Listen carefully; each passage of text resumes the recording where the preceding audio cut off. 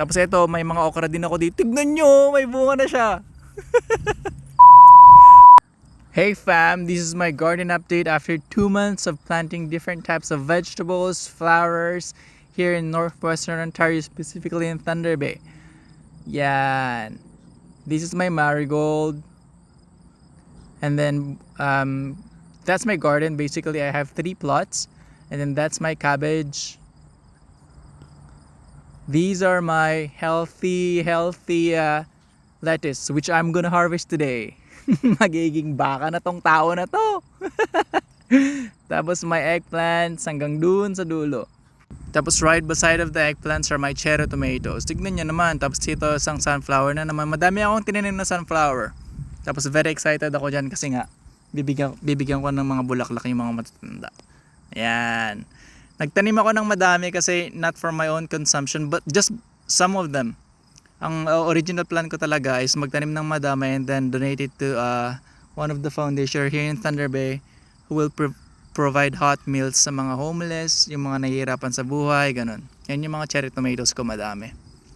Yan o. Yan. Tapos yung katabi niyan, dill yung nilalagay sa pickles. Tapos may mga okra na ako. Sobrang excited ako niyan kasi walang okra dito sa Thunder Bay. Ano lang siya, mga frozen okra. Meron pero frozen. Hindi naman masarap, hindi naman fresh, di ba? Ayan, nagtanim din ako ng talbos ng kamote. Yan yung mga okra. Tapos dito yung mga cucumber natin, which naka-harvest na ako ng mga 4 na beses na yata. Tapos ngayon i-harvest na naman natin sila. Ayan, pickling cucumbers, tapos English cucumbers. Sobrang sarap nito, sobrang crispy. Mabilis siya mamunga, tapos sobrang bilis lumaki yung mga bunga niya. Tapos dito naman yung mga natin sibuyas or red onion, sobrang tamis niya. Ayan, hanggang dun sa dulo. Tapos tignan niyo naman yung corn patch ko. Sobrang proud na proud ako dito. Tignan niyo to, may bulaklak na. Tapos meron siyang 3 bunga. Ayan, 1, 2, 3. Tapos most of my corns ay may bulaklak na.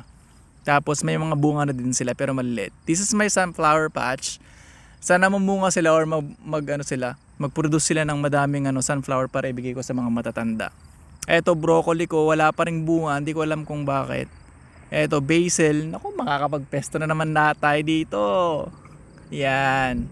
Masarap yan ilagay sa pasta. Tapos ito parsley sa pancit or mga fried rice ganyan. Tapos ito may mga okra din ako dito. Tignan nyo, may bunga na siya. Mga pa yan, mga 15 days. Ito yung mga beets. Next week mag-harvest ako ng mga beets tapos i-donate ko sila. Ito yung mga zucchini ko, may mga bulaklak na. Tapos dito, yung iba may mga bunga na yan. Malalaki na yung bunga nila. Ayan oh. Yan. Bunga na yan siya. So after 7 or 14 days, ready na naman to harvest yan. Masarap yan for stir fry. Kung meron kang naririnig na aeroplano, normal yun. Nasa garden ako. Malapit po kami sa airport. First time ko nga pala magtanim ng mga ganito, kaya proud na proud ako sa sarili ko. Ayan no. Yan, zucchini. 'Di ba? Sobrang ganda niya. May mga maliliit na bunga na siya. Sobrang dami kong tininim na zucchini, so mga 20 yan or 16 or 20 mga ganyan. Sana mamunga sila lahat para madami tayong i-donate. Dito, nag-check lang ako ng mga bunga tapos ng mga bulaklak. Nakakain ba tong mga bulaklak nito? Kasi yung kalabasa nakakain eh. Etong zucchini hindi ko alam. Kasi kung nakakain, kainin na natin, sayang kasi. Tapos ito, butternut squash. Bumili ako ng butternut squash sa supermarket. Tapos kinuha ko yung buto niyan. Tapos tininim ko. Ayan tumubo naman siya. Ito yung ibang patch ko ng cucumber. 2 months update yan. Ito na yung after 2 months. Yan. Akala ko mamamatay ito yung mga to. Hindi pala. Madami din ako nagastos dito, mga around $200 or $300. Kasi bumili ako ng seeds, bumili ako ng supplies, bumili ako ng mga yan, tali-tali. Yan. Pero malalaki na yung mga bunga nila. Yan, after 1 week pwede na yan. Madami akong tananim hanggang doon sa dulo. Tapos ito yung lettuce patch natin. Alam nyo ba, nakamadaming harvest na ako dito, naka-10 na yata. Tapos dinidiligan ko lang siya after ko harvest para naman para hindi sila mag-dry. Tapos yan, sobrang dami yan, hindi ko alam kung saan ko ilalagay. Nung nakaraan nagbigay ako sa mga katrabaho ko ng mga lettuce. Yan. Sobrang ganda niya, di ba? Sobrang fresh tignan. Nilalagay ko yan sa sandwich kasi normally nagluluto ako ng ng ulam ko papunta sa trabaho. Hindi naman ulam, mga snacks ganun, mga pagkain. Kasi alam niyo ba, isang sandwich dito tsaka isang drinks, mga $15 or $18 na, kaya sobrang tipid kapag nagluluto ka talaga, lalo na kapag kapag ikaw yung gumagawa. Tapos ayan, every time na mag-harvest ako ng lettuce, sobrang nakaka-relax siya kasi tignan mo naman, sobrang fresh, libre yan. Kapag binili mo to sa sa supermarket, sobrang mahal nito. Mababa na yung $15, mababa na yung $12. Ayan oh, 'di ba? Iba't ibang klase ng lettuce 'yan. Ang ginawa ko diyan, bumili ako ng seeds sa supermarket. Tapos tininim ko lang diyan, parang parang direct seeds lang yung ginawa ko diyan. Tapos tignan niyo naman after 2 months. So yan oh. Pero nakamadaming harvest na ako dito, mga nakasampung harvest na yata ako diyan. Ay oo nga pala, narinig niyo na ba yung bagong pathway dito sa Canada, yung caregiver program? Alam nyo, kung may balak kayong kung may balak kayong mag-Canada, tapos through caregiver program, 6 months experience lang yung kailangan nila. So kung meron kang diploma sa caregiving, tapos meron kang 6 months na experience as a caregiver in and outside Canada, doesn't matter kung nasa Canada man yung experience mo, kung nasa ibang bansa, sa Hong Kong, sa Pilipinas, sa Singapore, as a caregiver, pwede kayong mag-apply. So ang requirements is English language test, yung Canadian language benchmark, at least CLB4 or IELTS, pwede yun siguro. Tapos kailangan mong merong employer dito na pwedeng mag-sponsor sa'yo, or merong magbigay sa'yo ng full-time job, not sponsor pero magbigay sa'yo ng full-time job. Sa pagkakaalam ko, may mga agencies sa Pilipinas na nag-offer ng caregiver. So I'm not sure, yung nabasa ko dati parang staff house. Hindi ako related sa staff house, so parang disclaimer lang mga mga sir, mga ma'am. Tapos pwede din kayong mag-apply sa jobbank.ca. Yung jobbank.ca, yun yung government website sa Canada. May mga doon, madaming nagpo-post doon na employer or individuals na naghahanap ng different types of worker all over the world. Alam nyo, yung maganda sa program na to is kapag nag-land kayo dito sa Canada, considered na ka sa permanent resident, di ba? Yung iba dito umaabot ng 5 years, 10 years, wala pang permanent resident. Pero tong pathway na to as a caregiver, bro, come on. Huwag nyo nang papalagpasin yan. So yung mga nag-aaral ng nursing dyan or nag-aaral ng caregiver, grab this opportunity, bro. Tignan nyo naman, ang dami ko ng salita pero nag-harvest pa rin ako ng lettuce. Ano ba to? Magiging baka na tong or kalabaw na tong tao na to, promise.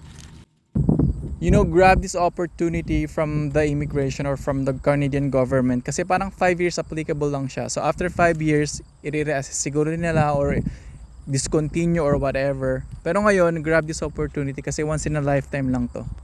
Ayan, sa dami-dami kong sinabi, nag-harvest pa rin tayo ng lettuce. Tingnan nyo gaano kadami yan, no? Alam niyo, ibibigay ko dito sa mga kapitbahay ko for free. Kasi nagbibigay din sila sa akin minsan ng pagkain.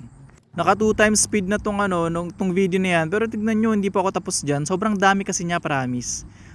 After 7 days or after 10 days, pwede ka na naman mag-harvest nito. So libre talaga siya. Libre, lagay mo sa sandwich mo or gawin mong salad, pwede yan. So balik tayo sa pagiging caregiver. Grab nyo na yun kasi pagdating nyo dito, permanent resident na kayo. Diba? Sobrang swerte ng mga makakakuha niyan. Yung iba, promise, ang tagal na dito pero wala pa ring permanent residency. For permanent resident card, parang ganun. Yung iba umuwi na kasi nga paso na yung visa nila. So, grab this opportunity. Once in a lifetime opportunity lang to. Tapos kung gusto nyong malaman yung mga information about it, check nyo yung search nyo sa Google yung Enhanced Caregiver Program dito sa Canada. Andun lahat. Huwag kayong magpaniwala sa mga scam. Dapat sa government website kayo magbabasa. So after you get your permanent residency, tapos na yung contract nyo, pwede na kayong pwede nyo nang gawin yung gusto nyo gawin sa buhay. Kung gusto nyo mag-aral, kung gusto nyo mag-nurse, kung gusto nyo maging engineer, mag-aral kayo kasi dito sa Canada pwede kayong mag-student loan kung hindi nyo man kaya bayaran yung tuition fee.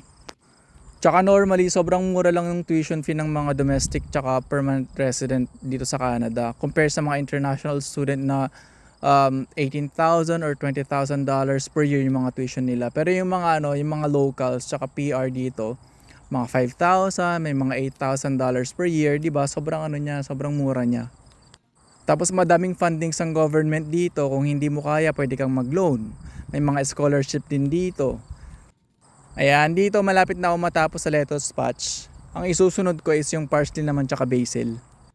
Ayan, dito naman nag-harvest na ako ng parsley. Madami akong parsley na i-harvest kasi parang twice ko pa lang ito i-harvest. Yan.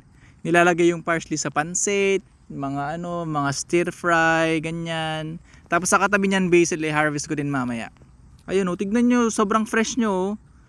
Alam nyo, itong parsley na to, sobrang mahal din to sa No Frills sa supermarket. Ayan yung hinahawakan ko na yan. Yung hinahawakan ko kanina, mga na yan, mga $7 or $8. Diba? Minsan $5. Tapos hindi pa fresh. Lamog na lamog. Kasi sa supermarket, diba, nakastock lang doon. Ayan, yung basil. Eto, mahal to sa supermarket. Gagawin mo tong pesto, sobrang sarap niya. Ayan, diba? Sobrang fresh tignan. Oh. Alam niyo, after gardening season, magiging kalabaw na talaga ako. Pero at least healthy yung kinakain natin, di ba? Ayan, tignan nyo naman, sobrang ganda niya, sobrang green. Yan. Siguro kapag binili ko itong mga hinarvest ko sa supermarket, anak ko po, mga $50 yan. $30 to $50. Ganun yung na-save ko. Ayan, di ba? Eto pala lahat yung na harvest ko. Ayan, nag-trim ako ng carrot patch kasi nga kailangan mong i-trim para lumaki yung mga katabi nila. Dito na pala nagtatapos yung video ko. So baka naman mag-subscribe naman kayo dyan.